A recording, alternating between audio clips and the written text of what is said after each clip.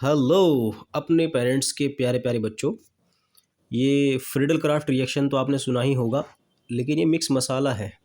बहुत सारे चैप्टर्स के अंदर आती है, तो मैंने सोचा कि कुछ कॉमन पॉइंट बता दूं ताकि बच्चों को ये याद हो जाए और पूरी बुक में जहाँ जहाँ कहीं ये टॉपिक आता रहता है उसको समझ लिया जाए। मैं आपको बता दूं, फ्रीडल क्राफ्ट रिएक्शन एक इलेक्ट्रोफिलिक सब्स्टिट्यूशन रिएक्शन का एग्जाम्पल है। अब इलेक्ट्रोफिलिक सब्स्टिट्यूशन रिएक्शन क्या होती है, इसको अगर मैंने बता दिया तो आपको फ्रीडल क्राफ्ट रिएक्शन बहुत इजीली समझ में आ जाएगी। ये एक बेंजीन रिंग है। बेंजीन पर कोई ग्रुप लगा हुआ है या ना भी लगा हुआ हो, कोई बात नहीं, आप बेंजीन को ऐसे भी लिख सकते हैं। ठीक। ये जो सर्कल सा होता है, ये चीज़ क्या है? ये है इलेक्ट्रॉन का क्लाउड।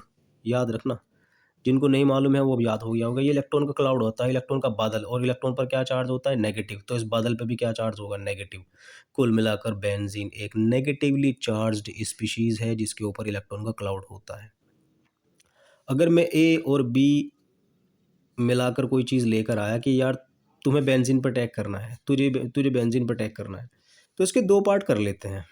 मैं तो ए बी के कर रहा हूँ, बाकी आने वाले टाइम में जब मैं आपको पढ़ाऊंगा वहाँ पर इसके पार्ट ही बताऊंगा। ए पर पॉजिटिव है, बी पर नेगेटिव है। बस आपको ये याद रखना है कि अगर किसी चीज़ से रिएक्शन करा रहे हो बेंजीन की, तो बेंजीन के ऊपर हमेशा से पॉजिटिव पार्ट अटैक करेगा। क्यों? क्योंकि बेंजीन पर है नेगेटिव चार्ज, और नेगेटिव का दीवाना कौन होता है? पॉजिटिव। तो ये इसके ऊपर आकर अटैक कर देता है बेंजीन पर। कहीं भी लग सकता है, यहाँ भी लग सकता है, यहाँ लगा देना ए, यहाँ से ख़त्म कर देना। ठीक। और ये भी रूल है केमिस्ट्री के अंदर, हर उस चीज़ को जो कि पॉजिटिव चार्ज रखती है बोलते हैं इलेक्ट्रोफाइल। ई से इंडिकेट करते हैं। हर पॉजिटिवली चार्ज्ड स्पीशीज़ को इलेक्ट्रोफाइल बोलते हैं। और जब इलेक्ट्रोफाइल बेंजीन रिंग पर जाकर लगता है, जैसे ए यहाँ पर लग गया, इस यहाँ पर, तो यहाँ से कुछ तो हटाया होगा ना, कुछ तो सब्स्टिट्यूट किया होगा। हटाने को सब्स्टिट्यूट बोलते हैं। तो ए ने यहाँ से सब्स्टिट्यूट कर दिया किसी चीज़ को और ख़ुद आकर लग गया। जब एक एटम किसी दूसरे एटम को सब्स्टिट्यूट कर देता है और उसकी जगह खुद लग जाता है, तो उसको बोलता है सब्स्टिट्यूशन रिएक्शन। अब यहाँ हटाने वाला कौन था? इलेक्ट्रोफाइल, क्योंकि पॉजिटिव था, पॉजिटिव ने किसी चीज़ को हटाया। इलेक्ट्रोफिलिक सब्स्टिट्यूशन रिएक्शन, ऐसी रिएक्शन जिसमें सब्स्टिट्यूशन इलेक्ट्रोफाइल के थ्रू होता हो, यानी पॉजिटिव किसी दूसरी जगह जाकर हटा देता है किसी चीज़ को, उसे बोलते हैं इलेक्ट्रोफिलिक सब्स्टिट्यूशन रिएक्शन। और जाकर खुद लग गया ये ए बेंजीन रिंग के ऊपर। ठीक। तो फ्रीडल क्राफ्ट रिएक्शन भी कुछ ऐसी ही चीज़ का एग्जाम्पल है। इसके अंदर भी कोई पॉजिटिव पार्ट आएगा और बेंजीन रिंग पर आकर चिपक जाएगा, अटैच हो जाएगा। ठीक है। तो फ्रीडल क्राफ्ट रिएक्शन में जो भी चीज़ आपको पढ़ाई जाएगी कि भाई ये वाली चीज़ जाकर बेंजीन रिंग से अटैच हो जाना, बेंजीन रिंग से जाकर अटैच कर देना, बस उसको याद करना है और फ्रीडल क्राफ्ट रिएक्शन आपके हाथ में। ठीक है। अब थोड़ा सा बेसिक और बता दूं यार, क्योंकि पूरी बुक का पोर्शन है तो थोड़ा सा टाइम लूँगा। ये बेंजीन है, बेंजीन रिंग के ऊपर कोई ग्रुप लगा हुआ है, जी फॉर ग्रुप। ठीक है। तो यहाँ कोई भी ग्रुप लगा हो, इसके ठीक बराबर वाली पोजीशन को बोलते हैं ऑर्थो, और उसके ठीक में बिल्कुल सामने वाली पोजीशन होती है पैरा, और ये वाली पोजीशन होती है मेटा। तो अगर ये ऑर्थो है तो ये भी तो ऑर्थो ही होगी ना, और ये क्या होगी? मेटा। बट सामने वाली पोजीशन एक ही होती है तो उसको पैरा बोलते हैं। क्लियर होना चाहिए आपको, ये ऑर्थो, ये मेटा, ये पैरा। ठीक। ये याद रखना। उसके बाद मैं आपको फ्रीडल क्राफ्ट स्टार्ट करता हूँ एक्चुअल वे में। अब देखिए, बेंजीन के ऊपर लगा हुआ है कोई ग्रुप जी। ये जी क्या है अभी थोड़ी देर में बता दूंगा मैं। और इसकी ये पोजीशन जो थी मैंने आपको एक्सप्लेन कर दी, ऑर्थो, मेटा, पैरा। मैंने रिएक्शन कराई CH3Cl के साथ AlCl3 की प्रेजेंस में। ठीक। तो आपको मालूम होना चाहिए कि CH3Cl के पार्ट कैसे करते हैं। CH3 पर पॉजिटिव होता है और Cl पर होता है नेगेटिव। खैर ये तो बच्चे बच्चे को पता होता है कि Cl पर नेगेटिव होता है। तो बेंजीन रिंग पर कौन जाएगा? ऑफ कोर्स CH3 जाएगा ना। बेंजीन रिंग पर पहले ही ग्रुप लगा हुआ था जी, ये आने वाले को भेजेगा, यानी आने वाला कौन है? CH3। आने वाला CH3 ही तो है। तो ये CH3 एक बार ऑर्थो पर लग जाएगा और एक बार पैरा पर लग जाएगा, और बेंजीन रिंग में पहुंच जाएगा। CH3 बेंजीन रिंग में ये ग्रुप पहुंच चुका, इसका नाम है मिथाइल। और मिथाइल किस चीज़ का एग्जाम्पल है? एल्काइल का। यानी आपने बेंजीन रिंग में पहुंचा दिया एल्काइल ग्रुप, और बेंजीन रिंग में एल्काइल ग्रुप का पहुंचना ही होता है एल्काइलेशन। फ्रीडल क्राफ्ट साइंटिस्ट ने बेंजीन रिंग में एल्काइल ग्रुप को पहुंचाने के लिए ये रिएक्शन दी थी। फ्रीडल क्राफ्ट के नाम पर ही इसका नाम पड़ गया फ्रीडल क्राफ्ट एल्काइलेशन। समझ गए? फ्रीडल क्राफ्ट साइंटिस्ट ने बेंजीन रिंग में एल्काइल ग्रुप को पहुंचाने का तरीका बताया था। अब ये ऑर्थो और पैरा पर ही क्यों लगा CH3, ये भी एक क्वेश्चन है। याद रखो, अगर जी की जगह ये ग्रुप हैं, कौन से वाले? ये वाले जी, fluorine, chlorine, bromine, iodine, OH, NH2, CH3, ये सारे ग्रुप या कोई भी सिंगल बॉन्डेड ग्रुप आपको बेंजीन रिंग के ऊपर यहाँ जी की जगह दिखाई देगा। याद रखना, जी की वैल्यूज़ लिखी मैंने। तो अगर आपने इनमें से कोई भी एक ग्रुप यहाँ लगा दिया और CH3Cl से रिएक्शन करा दी, तो आने वाला ग्रुप यहाँ और यहाँ पहुँचेगा, ऑर्थो पे और पैरा पर। सपोज आपने ये चीज़, इन सबको क्या बोलते हैं? हैलोजन बोलते हैं ना। तो इनका निचोड़ क्या हो गया? X। यानी आप जी की जगह X लगा दे तो ये क्या हो जाएगा? Hello arene. आने वाला ग्रुप कहाँ पहुँचेगा? यहाँ पर और यहाँ पर। सेंटेंस क्या लिखा जाएगा? Hello arenes give Friedel Crafts alkylation.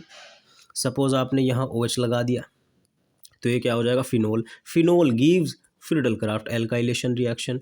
NH2 लगा। समझ में आ रहा ना? जितनी भी चीज़ आप, मतलब यहाँ अगर जी तुमने लगा दिया, ये वाले ये तो ये आने वाले ग्रुप को ऑर्थो और पैरा पर भेजते हैं।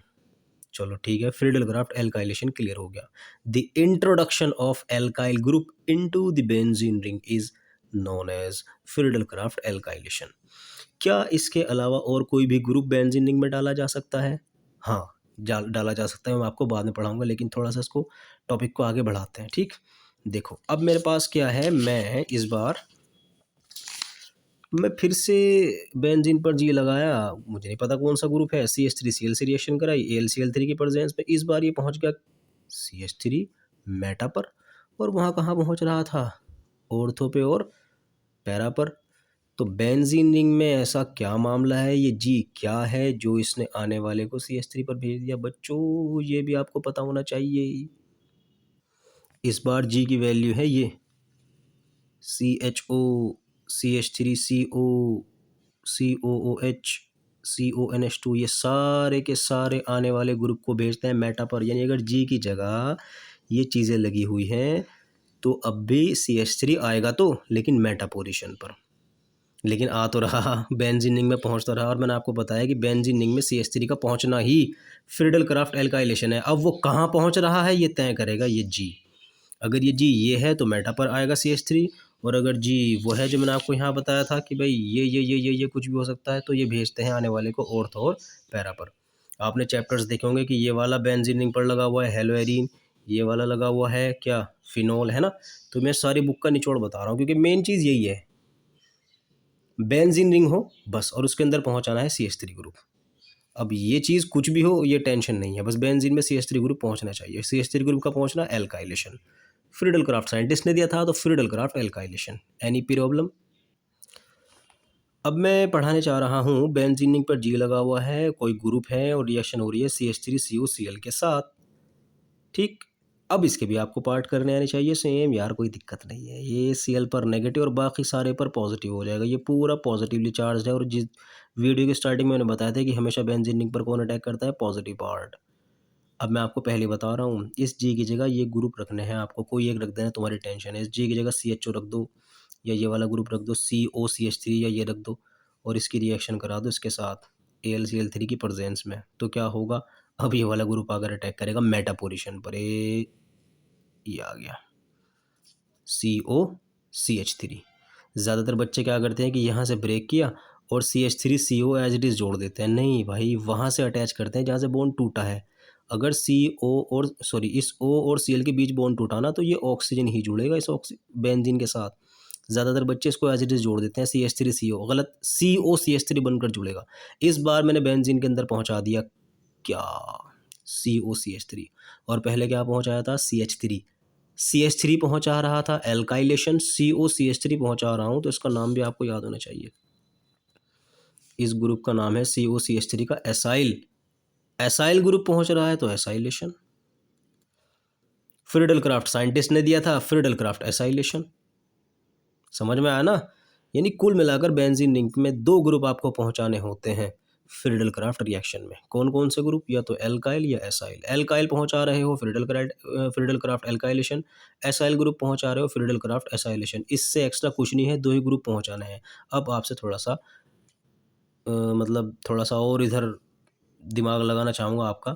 मैं अगर जी की जगह ये ग्रुप लगा देता ना, ये वाले, कोई बात नहीं, जी की जगह ये ग्रुप लगाए तो जो आपका COCH3 है, एक बार यहाँ लगा देना, एक बार यहाँ लगा देना, और COCH3 की छुट्टी कर देना। जैसे आपने यहाँ एल्काइल एल्काइल लगाया था ना, यहाँ पे एक एल्काइल वहाँ लगा देता, एक एल्काइल यहाँ। कब? जब जी की वैल्यूज़ ये रखी थी आपने। ठीक उसी तरीके से जी की वैल्यूज़ आपको यहाँ अगर रखनी पड़ेगी तो COCH3 ऐसे ही लगा देना, जैसे आपने ऊपर किया था यहाँ पर CH3 वगैरह। ठीक है ना, क्योंकि आने वाला ग्रुप कहाँ पहुँचेगा ये जी तय करता है। ऑर्थो पैरा पर पहुँचेगा अगर ये हुए, मेटा पर पहुँचेगा अगर ये हुए। ठीक है ना, तो आपको फ्रीडल क्राफ्ट रिएक्शन समझ में आ गई। बेंजीन रिंग में एल्काइल या एसाइल ग्रुप का पहुँचना। फ्रीडल क्राफ्ट रिएक्शन होते हैं, दो टाइप का होता है, Friedel Crafts alkylation, Friedel Crafts acylation. Any problem? अब आपको थोड़ा सा और डीप ले जाता हूँ।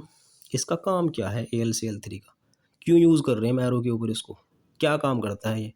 देखो इसका काम ये है मेरे पास AlCl3। ठीक ये कौन आ गया CH3Cl।